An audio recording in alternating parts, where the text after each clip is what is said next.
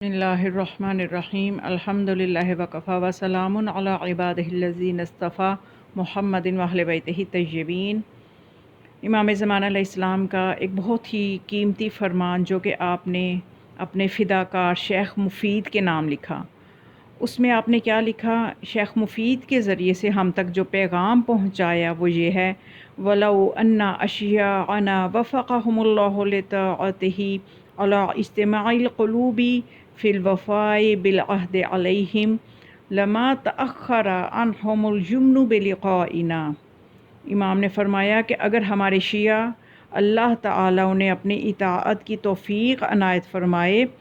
ایک دل یک دل اور متحد ہو کر ہمارے ساتھ کیے گئے عہد کو نبھاتے تو ہمارا احسان اور ہماری ملاقات کا شرف اور فیض ان سے ہرگز بھی مؤخر نہ ہوتا۔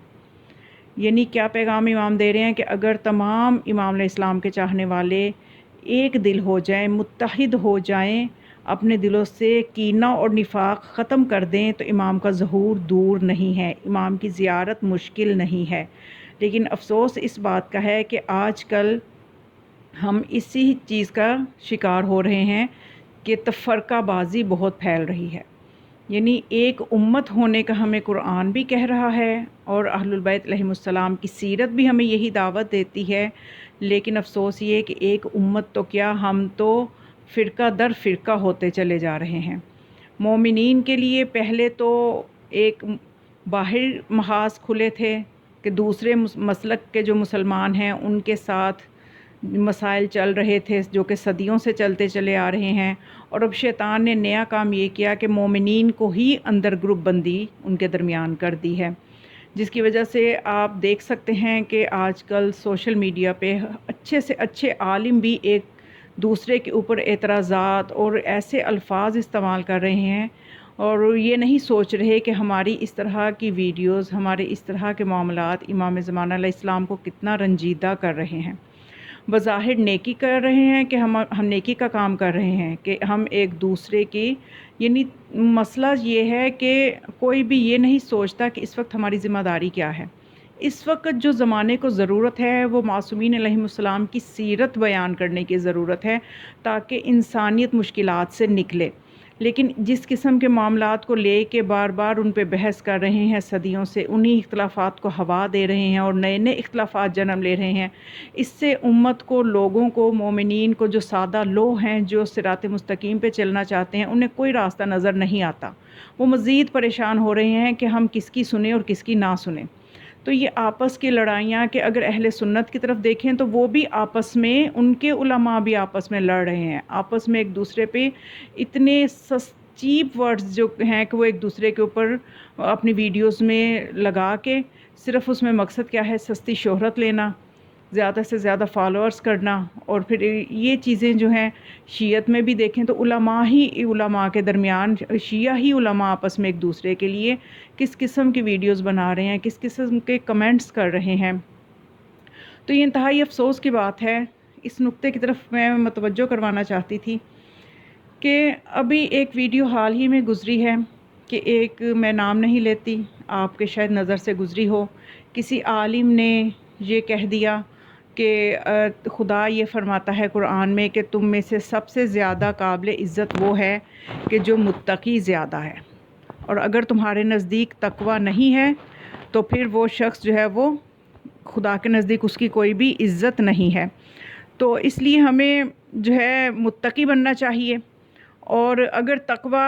مولا کائنات امیر المؤمنین میں بھی نہ ہوتا تو خدا ان سے بھی ناراض ہوتا۔ یعنی اس قسم کی انہوں نے بات کی۔ تو ایک دوسری جو ہیں، ایک طرف ایک محترمہ، ان میں جوش آیا، کیونکہ دیکھیے شیعہ جو ہے یہ جوش کا نہیں ہوش کا مذہب ہے، اور یہاں پہ عقل سے چلنے کی ضرورت ہے۔ تو ان محترمہ نے کیا کیا، ان محترمہ نے ایک زبردست سا وہ ایک ویڈیو بنانے کے لیے بیٹھ گئیں، اور اس میں انہوں نے سب سے پہلے تو ان عالم دین کو کہ دیکھیں ممبر سے جو بھی کوئی تقریر کر رہا ہوتا ہے، جوش خطابت میں کوئی جملہ کہہ دیتا ہے، یا پھر وہ معصوم نہیں ہے، کوئی جملہ اگر اس نے 1000 جملے تربیت کے لیے کہے ہیں، کوئی ایک جملہ اگر ایسا کہہ دیا ہے جو کہ آپ کی فہم میں پورا نہیں اتر رہا، تو اس کا یہ مطلب نہیں ہے کہ آپ اس شخص کو، اس کی ذات پہ کیچڑ اچھالیں، اور اپنے سبسکرائبرز لینے کے لیے، اپنی شہرت بنانے کے لیے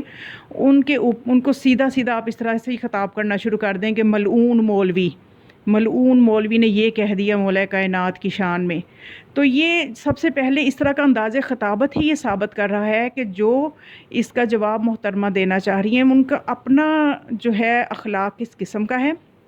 اور وہ خود علم کے کس معیار پہ ہیں. انہیں خود ابھی بہت ساری سیرت معصومین کا مطالعہ کرنے کی ضرورت ہے، پھر وہ کسی کے اوپر اٹھ کے بات کر سکتی ہیں. اگر وہ ایک جملہ کہہ دیا گیا ہے کہ مولا کائنات بھی اگر متقی نہ ہوتے تو ان کے لیے بھی سزا ہوتی، تو پھر یہ قرآن میں خدا جو رسول خدا کے لیے یہ خدا فرما رہا ہے کہ اے میرے رسول وَلَقَدْ أُوحِيَ إِلَيْكَ وَإِلَى الَّذِينَ مِنْ قَبْلِكَ لَئِنْ أَشْرَكْتَ لَيَحْبَطَنَّ عَمَلُكَ وَلَتَكُونَنَّ مِنَ الْخَاسِرِينَ. تو یہ سورہ زمر کی آیت نمبر 65 میں اللہ کہہ رہا ہے کہ اے رسول اگر تم بھی شرک کرو گے تو گھاٹا اٹھانے والوں میں سے ہو جاؤ گے اور تمہارے عمل بھی ضائع ہو جائیں گے. اور یہی وہی اے رسول تجھ سے پہلوں کی طرف بھی کی گئی ہے. یعنی انبیاء کو بھی خدا نے یہ کہا. یہ انداز بیان خدا کا بھی ہے، تو پھر خدا کے لیے آپ کیا کہیں گے کہ انہوں نے نبی کو ایسے کہہ دیا؟ تو بات ایسے نہیں ہوتی، بات سمجھنے کی ہوتی ہے کہ کہا نبی کو جا رہا ہے، مراد امت ہے کہ نبی تو کبھی بھی شرک، کیونکہ نبی ہی تو ہے جو توحید کا پیغام لے کے آنے والا ہے. تو یعنی اس توحید کی حساسیت کو بتایا جا رہا ہے. یہ توحید اور شرک والا مسئلہ اتنا حساس ہے کہ اس میں اگر نبی بھی اس طرح سے کرے تو اس کے بھی اعمال ضائع ہو سکتے ہیں. تو اس کا نعوذ باللہ یہ مطلب نہیں ہے کہ نبی شرک کریں گے. تو یہی بات ان عالم دین نے کہی. تو اب یہ مجھے سمجھ نہیں آتی، یہ صرف ایک مسئلہ میں نے آپ کے سامنے اٹھایا ہے. اسی طرح سے علماء کی تقریروں میں سے جملے لے لے کے تو اس طرح کے شیطانی چینلز بن چکے ہیں کہ جو آگے پیچھے کا سیاق و سباق کچھ نہیں بتاتے اور اس جملے کو غلط رنگ دے کے تو عوام کو پریشان کر رہے ہیں. تو ایسے لوگوں سے صرف ایک گزارش ہے کہ وہ روز محشر ایک دن جب انہوں نے چہاردہ معصومین کے سامنے حاضر ہونا ہے، مولا حسین علیہ السلام کے محضر میں ہونا ہے، تو وہ کیا جواب دیں گے مولا حسین علیہ السلام کو کہ وہ فرمائیں گے کہ میں نے اتنی قربانیاں جو دی تھیں تمہارے ان چینلز کے لیے دی تھیں کہ تم ان کو چلانے کے لیے عزاداری کو سہارا بنا کے تو اس میں اس طرح سے تم اپنے مفادات کو حاصل کرنے کی کوشش کرو. تو آج یہ سب کے لیے سوچنے کی بات ہے کہ ہمیں کس قسم کی جو ہے مسائل کو سمجھنا، عوام تک پہنچانا چاہیے. وہ مسائل زیادہ ہمیں ضرورت ہے کہ ہم سیرت معصومین پہ بات کریں، معصومین علیہ السلام کی سیرت پہ بات کریں. کیونکہ دیکھیے ہم ایسے بہت سے واقعات سنتے ہیں کہ جس میں ہم نے دیکھا کہ مولا حسن علیہ السلام کے سامنے آ کے ایک شخص ان سے بد کلامی کرتا ہے، ان کے والدین تک کی شان میں، ان کے واجداد کی شان میں بد کلامی کرتا ہے. تو کیا مولا حسن علیہ السلام سے زیادہ محبت ہمیں مولا علی سے ہے؟ لیکن مولا حسن علیہ السلام کا تو یہ رویہ نہیں ہے کہ اس کو کہیں کہ تم ملعون ہو، تم میرے بابا کو یوں کہہ رہے ہو. اور آج ہم اپنی زیادہ محبت کا اظہار کر رہے ہیں کہ فوراً اٹھ کے ایک بعمل عالم کو آپ ملعون کہہ دیں. تو ذرا اور بھی معصومین کی سیرت میں ایسے بہت سے واقعات ہیں کہ آپ دیکھیں کہ وہ کہنے والا کوئی مومن بھی نہیں تھا، وہ ایک ایسا شخص تھا کہ جس کے دل و دماغ میں زہر بھرا ہوا تھا اور وہ اسلام کو بھی صحیح طرح نہیں. بعض لوگ ایسے تھے کہ جو مشرک تھے، وہ آ کے رسول خدا صلی اللہ علیہ وآلہ وسلم کے سامنے کس طرح کی گستاخیاں کرتے تھے. یہ سیرت پڑھنے کی ضرورت ہے نا، جو نہ تو ممبروں سے بیان کی جاتی ہے نہ پڑھی جاتی ہے. آج کل جو نیا کام شروع کیا ہے کہ ایک دوسرے کے اوپر بس کیچڑ اچھالنا ہے، اس سے فرصت ملے تو اس طرف آئیں. تو اب ہمیں اس چیز سے نکلنا ہوگا، ہمیں دیکھنا ہوگا وقت کی ضرورت کیا ہے. تو کسی کو ملعون کہنے سے پہلے، منہ بھر کے پہلے ہی بیٹھتے ہی آپ یہ جملہ کسی کو کہہ دیں وہ ملعون مولوی، وہ ملعون ملا، اس طرح کے الفاظ سے جب آغاز ہی کریں گے تو آگے کوئی آپ کی بات سننے کو بھی تیار نہیں ہوگا. اور اس مسلک کو کیا لوگ پھر ہم جن کے ماننے والے ہیں ان کے لیے ہم عزت کا باعث تو نہیں بن رہے، کیونکہ مولا کا تو فرمان ہے ہمارے لیے عزت کا باعث بنو، وَلَا تَكُونُوا لَنَا شِينَا، ہمارے لیے ذلت کا باعث نہ بنو. لیکن ان فرامین کو ایک طرف کر دیا گیا ہے اور لعنت سوچ سمجھ کر بھیجنی چاہیے. روایات معصومین علیہ السلام میں موجود ہے کہ جو جس پہ لعنت بھیجتا ہے، اگر جس پہ بھیجی گئی ہے وہ مستحق لعنت نہیں ہو تو لعنت پلٹ کے لعنت بھیجنے والے پہ پڑ جاتی ہے. آپ کے سامنے مثال موجود ہے کہ معاویہ ممبروں سے مولا کائنات پہ سب و شتم لعن کرواتا رہا، تو دیکھیے اس کا انجام کیا ہے، معاویہ اور اس کے آباء و اجداد اور اس کی نسلوں کا کیا انجام ہے، حتیٰ کہ اس کے پیروکاروں کا کیا انجام ہے۔ وہ انجام یہ ہے کہ قیامت تک اور روز قیامت بھی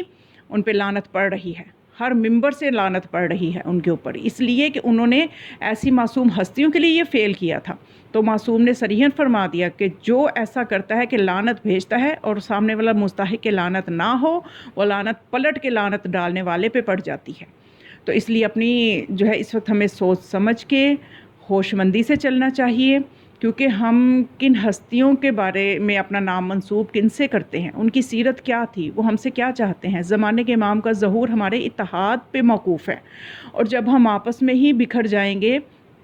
تو پھر امام علیہ السلام کے ظہور کے لیے تو ہم کوئی کام نہیں کر رہے، اور نہ ہی ہم امام علیہ السلام کے لیے مخلص ہیں۔ ہمیں تو صرف اپنی شہرت چاہیے، سستی شہرت چاہیے، اسی کے لیے ہم کام کر رہے ہیں۔ تو یہ صرف ایک مثال میں نے آپ کے سامنے رکھی کہ یہ کچھ اس طرح سے ہو رہا ہے، تو ہمیں چاہیے کہ ہم کسی بھی چیز کو پہلے جب تک صحیح طرح سمجھ نہ لیں اس وقت تک ہم بات نہ کریں۔ اور امام تقی علیہ السلام فرماتے ہیں کہ اگر جاہل خاموش رہے تو معاشرے میں فساد نہ پھیلے، اور افسوس یہ ہے کہ اس وقت جہلاء ہی ممبروں پہ چھا رہے ہیں، اور جہلاء نے ہی ایسے ایسے چینلز بنا لیے ہیں کہ جو اپنے آپ کو علماء سے بھی بڑھ کر سمجھتے ہیں، اور عجیب عجیب قسم کی مسائل نکال کے تو عوام کو مزید پریشان کر رہے ہیں۔ اور ان سب پریشانیوں کے ذمہ دار وہی لوگ ہیں، وہی جہلاء ہیں جن کا اپنا علم نامکمل ہے۔ Little knowledge is always dangerous. تو اپنے لٹل نالج کو اپنے پاس رکھ کے زبان بند رکھیں اور علماء پہ اعتراضات کرنا چھوڑ دیں۔ اگر آپ واقعاً کسی کے مخلص ہیں تو آپ ٹیبل ٹاک کریں۔ آج کوئی مشکل نہیں ہے کسی کا بھی نمبر لے لینا یا کسی سے بھی رابطہ کر لینا، یا آپ کا اپنا کوئی مسلک کا بندہ ہی ہے اور آپ دیکھ رہے ہیں کہ وہ غلط چیز بیان کر رہا ہے، تو اس کو پبلک میں اچھالنے کے بجائے آپس میں رابطہ کر کے اس کا کوئی حل نکالیں۔ پبلک میں جب آپ اس کو چینلز پہ لے آتے ہیں تو طاغوت کو تقویت مل رہی ہے، شیطانی قوتوں کو تقویت مل رہی ہے کہ ٹھیک ہے ہم تو مسلمانوں کو پہلے ہی ایسے ہی توڑنا چاہتے ہیں، یہ تو ان کا تو کام خوب چل رہا ہے، وہ یہی تو چاہتے ہیں۔ ان کے لیے ہم، اس کا مطلب کہ ہم اللہ کے لیے نہیں طاغوت کے لیے کام کر رہے ہیں۔ تو بس یہ وہ پیغام تھا جو میں اس ویڈیو کے حوالے سے دینا چاہتی تھی، اور ایک گزارش ہے کہ امام زمان علیہ السلام کا لحاظ کریں، ان کی اذیت کو محسوس کریں۔ خداوند متعال ہمیں اپنے زمانے کے امام کی معرفت نصیب فرمائے۔ وما علیہ الا البلاغ، والسلام علیکم ورحمۃ اللہ وبرکاتہ۔